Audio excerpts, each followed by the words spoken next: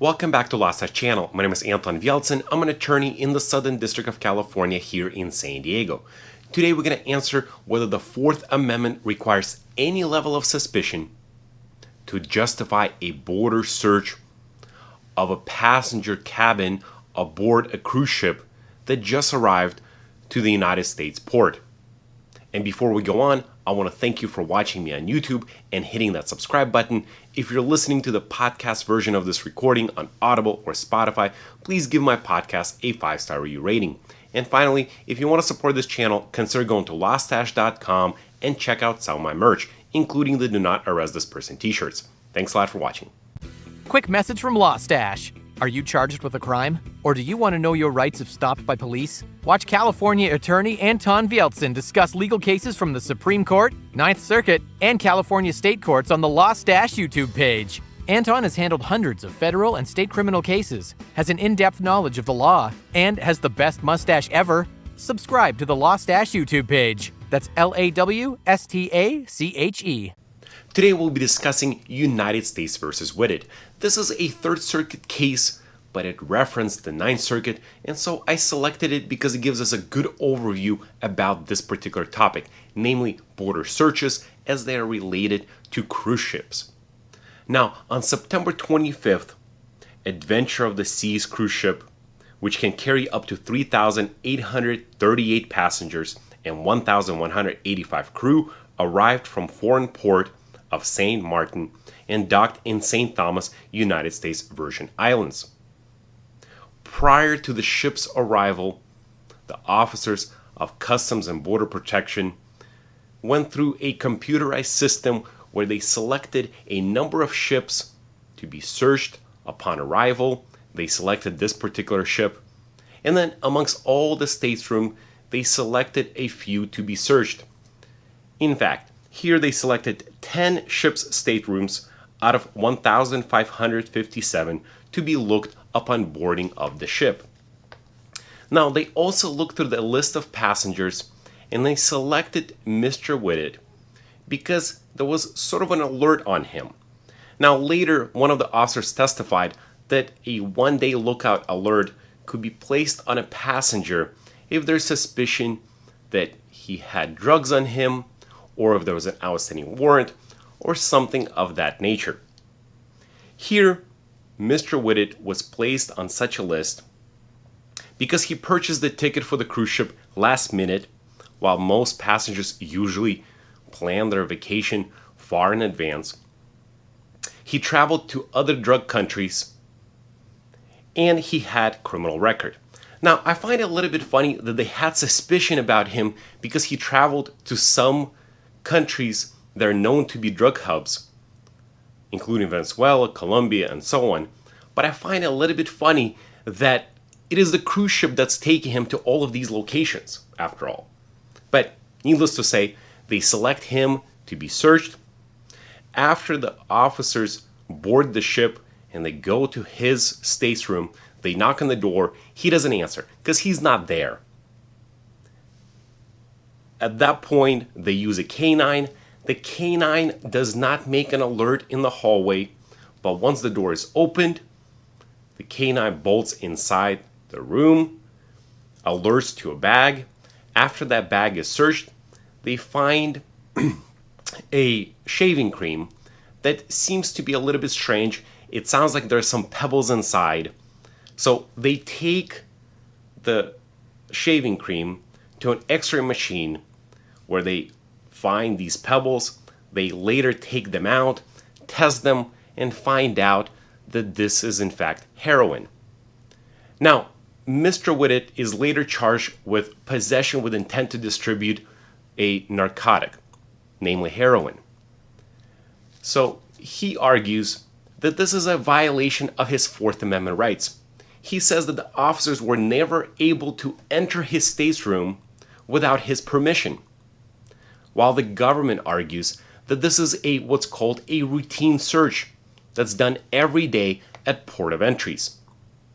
Now remember, the Fourth Amendment protects against unreasonable searches and seizures, and generally speaking, officers need to have a warrant before they conduct a search.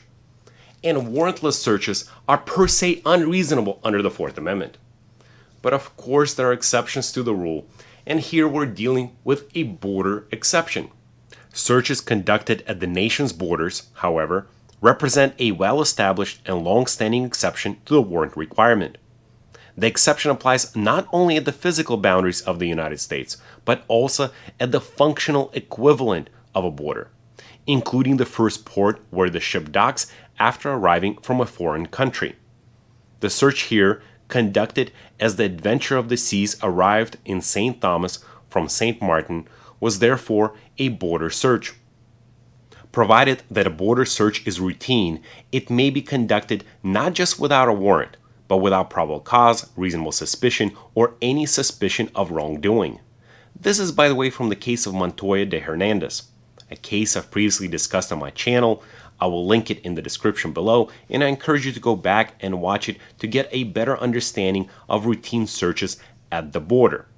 But this is because the expectation of privacy is less at the border than in the interior, and the Fourth Amendment balance between the interests of the government and the privacy right of the individual is struck much more favorably to the government. You must now realize that border searches fall into two categories: routine searches that don't require any sort of suspicion, and non-routine searches that require reasonable suspicion. Now, in order to understand a little bit better what falls into each category, I encourage you to go back and watch my multi-part series titled GPS Tracking Initiated at the Border. In that series, I discussed a number of cases and really focused on the topic whether the officers can install a GPS tracking device on a vehicle that enters the port of entry and then continue tracking that vehicle within the United States, and doing all of that without a warrant. Now, in the first few videos in that series, I focused on the topic of border searches in general, meaning routine and non-routine searches. I even discussed Montoya de Hernandez, the case I've previously mentioned here, in very much detail. So if you want to learn more about border searches, I encourage you to go back, watch that series, especially the first few videos. But going back to this case, none of the parties argue that a search of a cruise ship is a routine search that doesn't require any sort of suspicion. The parties argue, however, whether a search of a sleeping cabin, a private stateroom on that cruise ship, requires any sort of suspicion before CBP can go in and search it. In the present case, Whitted argues that the search of cruise ship cabin is not a routine border search, because the Fourth Amendment's primary purpose is the protection of privacy in one's home, and the search of one's home by its nature is highly intrusive. He makes a compelling argument that an individual's expectation of privacy in a cabin of a cruise ship is no different from any other temporary place of abode. Because the search of his living quarters aboard the cruise ship intruded upon that most private of places, namely his home, he says that it should be considered non-routine. In response to Whitted arguments, the government contends that the search of the cabin was a routine border search, and submits that the border search of Whitted cabin should be analyzed in the same way as that of a vehicle, as opposed to a person.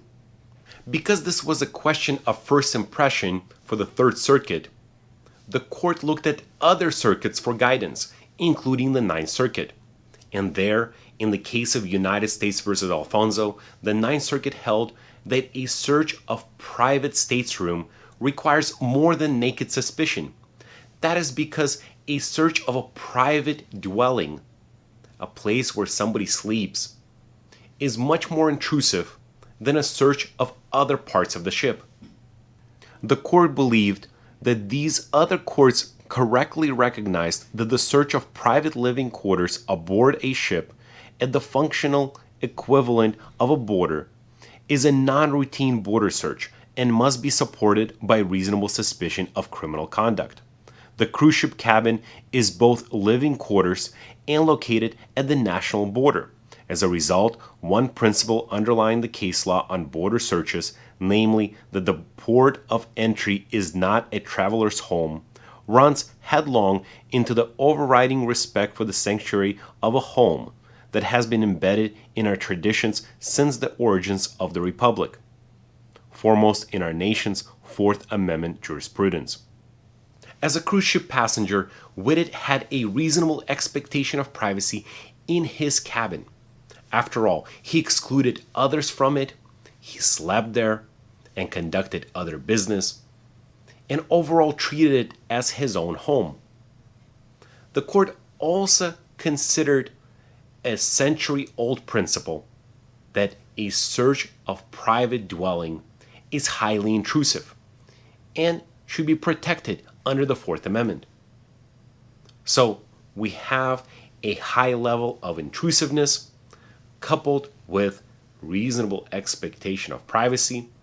So the court concludes that this is a non-routine search, and thus the government has to show that they had reasonable suspicion in order to enter the cabin. If you enjoyed this video, please give it a thumbs up. Please subscribe to my channel and share it with your friends and family. If you're listening to the podcast version of this recording on Audible or Spotify, please give my podcast a 5-star rating. And finally, if you want to be a real MVP, consider going to lawstash.com and purchase some of my merch. Thanks for watching.